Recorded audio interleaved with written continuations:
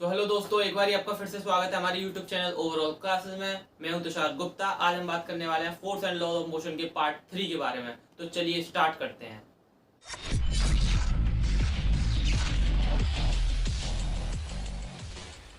तो इस वीडियो में हम मोमेंटम के बारे में जानने वाले हैं, क्योंकि न्यूटन के सेकंड लॉ ऑफ मोशन को जानने से पहले हमें मोमेंटम को जानना बहुत ज्यादा आवश्यक है। तो चलिए जानते हैं मोमेंटम क्या होता है, जो कि हमारा इस सीरीज का फोर्थ टॉपिक है। मोमेंटम उसे हम कवर कर रहे हैं इस वाली वीडियो में, ठीक है। हाँ, तो मोमेंटम क्या है? मोमेंटम को समझने से पहले हम कुछ चीजें मैं आपसे के साथ डिस्कस करना चाहता हूं। तो पहले आप उसे समझें, उसे डिस्कस करते हैं हम एक साथ, फिर आपको मोमेंटम समझने में बहुत ज्यादा आसानी हो जाएगी, ठीक है। ये मान लो ये एक बॉल है, जो आपको बॉल दिख रही है 2 kg की एक बॉल रखी हुई है। ये 5 मीटर पर सेकेंड वेलोसिटी से 5 मीटर पर सेकेंड वेलोसिटी से। अब वेलोसिटी क्या चीज होती है, मोशन चैप्टर में बता चुका हूं वेलोसिटी क्या चीज है। 2 kg मास, वेलोसिटी है 5 मीटर पर सेकेंड की। इस वेलोसिटी से ये बॉल इस आदमी के पास आ रही है, इस आदमी के पास आ रही है 5 मीटर पर सेकेंड वेलोसिटी से। अब ये मैन जो है, इसको ये बॉल रोकेगा, ये इस बॉल को 100% रोकेगा। भाई अपने से कोई चीज को टकराएगा थोड़ी ना। अब ये इस बॉल को पकड़ेगा, रोकेगा, तो इसे कितनी न्यूटन फोर्स की आवश्यकता है, इसे कितने न्यूटन फोर्स की आवश्यकता है, ये कैसे पता चलेगा? क्वेश्चन समझ में आ रहा है क्या क्वेश्चन है मेरा? ये बात हमें कैसे पता चलेगी कि इस बॉल को रोकने के लिए 2 किलोग्राम मास की जो बॉल है उसे रोकने के लिए कितना न्यूटन फोर्स इस मैन को चाहिए, ठीक है। तो ठीक है, अब एक केस और लेके चलते हैं। अब मान लो कि इसकी वेलोसिटी हो गई 20 मीटर पर सेकेंड। अब बॉल की मास जो है वो तो सेम है 2 kg, बट वेलोसिटी चेंज करके कर दिया 20 मीटर पर सेकेंड, ठीक है। तो अब जब ये इससे कोलाइड करेगी, अब ये इस मैन से जब कोलाइड करेगी तो इसे कितने न्यूटन फोर्स की आवश्यकता है?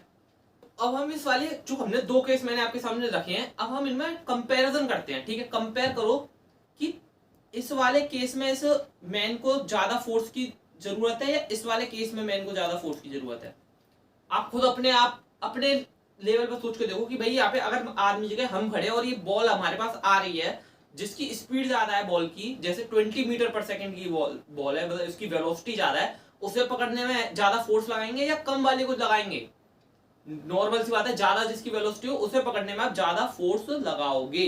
जो सेकंड वाली बात है, जैसे कि जो सेकंड वाली कंडीशन है, 20 मीटर पर सेकंड वेलोसिटी है, 2 kg मास है, तो इसमें हमें कोलाइड जब होगी तो फोर्स ज्यादा लगाना पड़ेगा। तो इसका क्या मतलब है कि जो कोलाइजन है हमारा, वो प्रोपोर्शनल है उसकी वेलोसिटी के। किसके प्रोपोर्शनल है? वेलोसिटी के प्रोपोर्शनल। जितनी ज्यादा वेलोसिटी उतना ज्यादा फोर्स हमें लगाना पड़ेगा उस बॉल को रोकने के लिए। क्या बोला मैंने? जितनी ज्यादा वेलोसिटी उतना ज्यादा फोर्स रिक्वायरमेंट है उस बॉल को रोकने के लिए। बॉल मान लो कुछ भी, मान लो XYZ, यहाँ पे शॉर्टपुट भी रखी है, तो उसे भी रोकने के लिए जितना उसकी वेलोसिटी है उतना ही फोर्स रिक्वायर्ड है, ठीक है। एक तो यहाँ पे वेलोसिटी टर्म क्रिएट हुआ, वेलोसिटी पे डिपेंड कर रहा है। ये नहीं कहेंगे सिर्फ वेलोसिटी पे, वेलोसिटी पर तो डिपेंड कर रहा है, किसी एक चीज पर और डिपेंड करता है। उसे अब देखते हैं अगली चीज।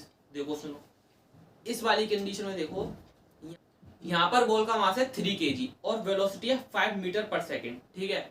सिमिलरली यहाँ पे बॉल का मास 5 kg कर दिया। अब मास चेंज है, मास डिफरेंट है, बट वेलोसिटी यहाँ पे भी 5 मीटर पर सेकेंड है। वेलोसिटी सेम, मास डिफरेंट।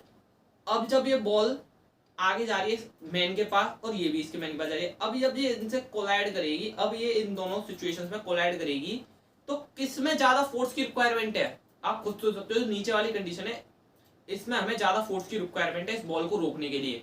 तो यहां से क्या बात निकल के आ रही है कि भाई वेलोसिटी सेम है, बट हम किससे कंपेयर कर रहे हैं? मास से कंपेयर कर रहे हैं। किससे कंपेयर कर रहे हैं? मास से कंपेयर कर रहे हैं।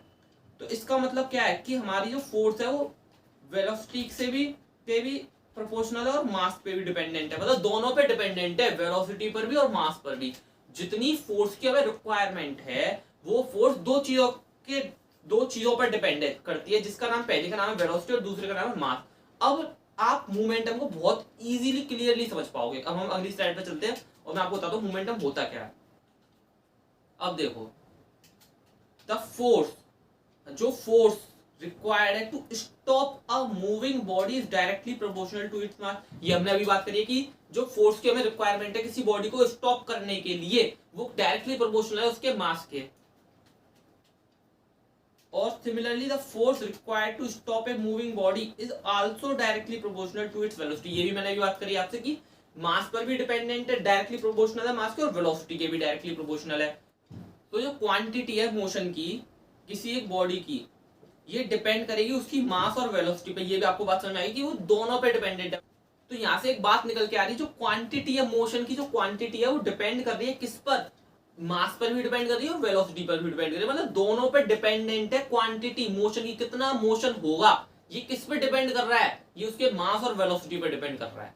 मतलब कि सीधी सीधी बात ये कि भाई अगर कोई कार है उसे कितना चलना है, एग्जांपल लेके चलते हैं, कोई कार है या कोई बॉल है उसे कितना चलना है, ये बात किस पे डिपेंड करती है, ये बात डिपेंड करती है उसके मास पर और उसकी वेलोसिटी पर। जितनी ज्यादा मास और वेलोसिटी हुई उतनी ज्यादा वो ट्रेवल करेगी, ठीक है। बट कार में क्या है, हम ब्रेक लगाकर उसे रोक सकते हैं, एक एक्सटर्नल फोर्स देके उसे रोक सकते हैं। बट बॉल में भी ऐसा हो सकता है, जब हम किसी को उसको पकड़ाएंगे, अगर हम उसे फ्रीली मूव करने के लिए छोड़ दें बॉल को, तो ये किस पे डिपेंड करेगा कि वो कितना चलेगी, ये उसकी मास और वेलोसिटी पर डिपेंड करेगा, ठीक है। तो यही होता है हमारा मोमेंटम, यही होता है हमारा मोमेंटम। अब बात करते हैं मोमेंटम की एक डेफिनेशन, जो कि आप पेपर में लिख के आने वाले हो। अगर आपसे क्वेश्चन में पूछता है what is momentum, the momentum of a body is defined as the product of its mass and velocity. जो प्रोडक्ट होगा मास का और वेलोसिटी का, उसी को बोलेंगे क्या, मोमेंटम। उसी को हम क्या बोलेंगे, मोमेंटम। तो अगर एक नंबर में सिंपल सी डेफिनेशन आएगी तो आप क्या लिखोगे, the product of mass and velocity is called momentum of a body, ठीक है। अब ये क्या लिख रहा है, P बराबर m क्रॉस v, डिनोट करते हैं P से। P स्मॉल p है, P कौन सा है, small p, not capital P, ठीक है। तो हमारा मोमेंटम है उसे हम डिनोट करेंगे स्मॉल p से। और जो फॉर्मूला होता है मोमेंटम निकालने का वो m क्रॉस v, मतलब मास इनटू वेलोसिटी होता है। तो वेलोसिटी जो होती है हमारी वो एक वेक्टर क्वांटिटी होती है। ये बात हमने आपको पहले चैप्टर के अंदर बताई थी, उसकी लिंक आई बटन पे दे रखी है पहले चैप्टर की, तो वहां जाके आप चेक कर सकते हो। वेक्टर क्वांटिटी क्या चीज होती है ये भी मैंने आपको उसमें अच्छी तरह समझा चुका हूँ, तो वहां से जाके ये भी चेक कर लो। हमारा जो मोमेंटम होता है वो एक वेक्टर क्वांटिटी होती है, क्योंकि हमारी जो वेलोसिटी है वो एक वेक्टर क्वांटिटी है। अब वेलोसिटी वेक्टर क्वांटिटी, ये बात मैंने आपको कब बताई थी, जब हमने चैप्टर 1 मोशन पढ़ा था, तब मैंने आपको ये बात बताई थी कि वेलोसिटी एक वेक्टर क्वांटिटी है। और आपको ये बात नहीं पता है या आपने वो वाली वीडियो स्किप कर दी है, तो आई बटन पे उसकी लिंक दे रखी है, वहां जाके उसे पढ़ लो पहले, तो फिर आपको ये बात क्लियर हो जाएगी कि वेलोसिटी एक वेक्टर क्वांटिटी होती है। और वेक्टर क्वांटिटी क्या चीज होती है ये भी मैंने आपको वहीं जाके वहां पे बता चुका हूँ। किस में बता चुका हूँ, उस वीडियो के अंदर बता चुका हूँ, मोशन वाली, ठीक है। तो यहाँ पे P हमारा मोमेंटम है, मास M क्या है, मास ऑफ द बॉडी है, और V हमारी वेलोसिटी है, ठीक है। अब आगे देखते हैं, इफ अ बॉडी, अब ये कुछ कंडीशंस ले रखी हैं, कुछ कंडीशंस दे रखी हैं, ठीक है, मोमेंटम से रिलेटेड। अगर कोई बॉडी रेस्ट में है, अगर कोई बॉडी रेस्ट में है तो उसकी वेलोसिटी जीरो होगी, पता है नहीं पता है। अगर भाई कोई चीज रखी हुई है, रेस्ट में रखी हुई है, तो उसकी वेलोसिटी जीरो होगी नहीं होगी, ये बात आप जानते हैं, अच्छी तरह जानते हैं कि भाई वेलोसिटी तब तक नहीं आएगी जब तक वो मोशन नहीं करेगी। वेलोसिटी बेसिकली स्पीड ही तो है, एक तरह की स्पीड ही तो है वेलोसिटी। जब तक बॉडी मोशन में नहीं आएगी तब तक उसकी वेलोसिटी जीरो ही रहेगी। अब भाई वेलोसिटी जीरो तो मोमेंटम भी जीरो होगा, मोमेंटम जो है हमारा जीरो होगा, क्योंकि जब हमारे वेलोसिटी जो है वो जीरो है। अब वेलोसिटी जीरो, जब वेलोसिटी जीरो होगी तो मोमेंटम भी जीरो होगा, क्योंकि P बराबर क्या है, m इंटू वी है। जब V जीरो तो P ऑटोमेटिकली जीरो, ठीक है। अब नेक्स्ट पॉइंट क्या है, momentum is a vector quantity. ये बात मैं अभी आपको समझा चुका हूं, डिटेल्ड में समझा चुका हूं। ऐसा यूनिट क्या होती है, kilogram metre second inverse, kilogram metre second inverse इसकी ऐसा यूनिट है। क्यों है इसकी ऐसा यूनिट, है मास की ऐसा यूनिट क्या होती है, मास की ऐसा यूनिट बताइए क्या होती है, सोचिए। मास की ऐसा यूनिट होती है केजी, किलोग्राम। वेलोसिटी की मीटर पर सेकंड क्या होती है, मीटर पर सेकंड। ठीक है, वेलोसिटी की मीटर पर सेकंड हो गई, मास की किलोग्राम हो गई, तो इन दोनों का मल्टीप्लाई कर दिया तो वो ऐसे यूनिट बन गई मोमेंटम की। ये बन गई मोमेंटम की ऐसा ही यूनिट। अब every moving body possesses momentum, इस लाइन का मतलब सबसे मेन पॉइंट है ये, अगर आपको समझना है डिटेल में रट तो लोगे, बट अब समझोगे तो इस लाइन को समझ लो तो मोमेंटम समझ में आ गया। इस लाइन का क्या मतलब है, हर मूविंग बॉडी के पास, हर मूविंग बॉडी अपने साथ क्या रखती है, मोमेंटम रखती है। जो भी बॉडी चल रही है, जो भी बॉडी चलेगी, उसके पास क्या होगा, एक मोमेंटम होगा। जो भी बॉडी मूव कर रही है उसके पास एक मोमेंटम होगा। मूवेबल बॉडी जो है उसके पास क्या होता है, मोमेंटम होता है। ठीक है, ये इस लाइन का मतलब है। ठीक है, अब एक क्वेश्चन है जो कि आपके पेपर में आ सकता है, तो इसलिए मैंने उसको लिख दिया यहाँ पे, और ये आपको समझना भी जरूरी है, आप और मोमेंटम क्लियर हो सकता है इससे आपके लिए। हाउ ए कराटे प्लेयर आपने देखे होंगे, बेल्ट लगा के बैठते हैं, ब्लैक कलर की बेल्ट, गोल्डन बेल्ट। ठीक है, a karate player can break a pile of tiles और a slab of ice with a single blow of his hand. वो जो आइस की जो स्लैब होती हैं उनको वो अपने एक हैंड से मार के तोड़ देते हैं। वो ऐसा कैसे कर लेते हैं, हम तो कर नहीं पाते, वो कैसे कर लेते हैं? उनके पास ऐसी क्या स्पेशल फोर्स है, क्या स्पेशल ताकत है उनके पास, क्या उससे वो एक बार में तोड़ देते हैं? तो उनके पास मोमेंटम की नॉलेज है, उनके पास मोमेंटम की नॉलेज है, इस वजह से वो उसको एक बार में तोड़ देते हैं। तो देखो क्या होता है इसका आंसर, अगर आप पेपर में क्या लिखोगे, because a karate player can break the pile of tiles और a slab of ice with his hand very very fast, क्योंकि वो उसको बहुत ज्यादा तेजी से मारते हैं, स्लोली नहीं मारते, बहुत ज्यादा तेजी से मारते हैं। इन डूइंग सो, जब वो ऐसा कर रहे होते हैं, the large momentum of the fast moving hand is reduce to zero in a very very short time.